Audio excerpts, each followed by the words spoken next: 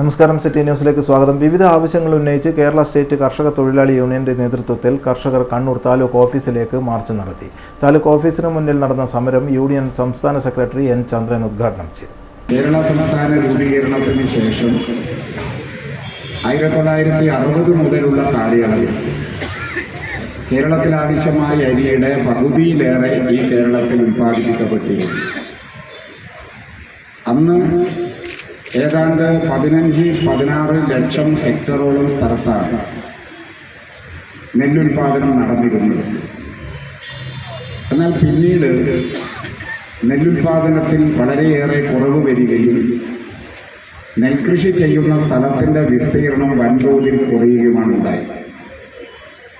അതിന് വിവിധങ്ങളായ കാരണങ്ങളുണ്ട്. ആ കാരണങ്ങളൊന്നും നമുക്ക് അംഗീകരിക്കാൻ സാധിക്കില്ലെങ്കിലും കേരളത്തിൻ്റെ സവിശേഷമായ ചില കാരണങ്ങൾ അതിനുണ്ട്.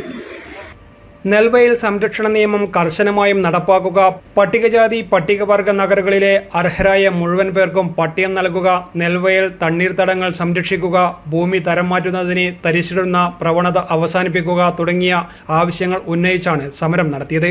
ജില്ലാ ജോയിന്റ് സെക്രട്ടറി കെ ദാമോദരൻ അധ്യക്ഷനായി. ജില്ലാ joint secretary P Ramesh Babu സ്വാഗതം പറഞ്ഞു. P Bhaskaran, A K Omana, A Sunilkumar, A Surendran തുടങ്ങിയവർ സംസാരിച്ചു. News desk, city news.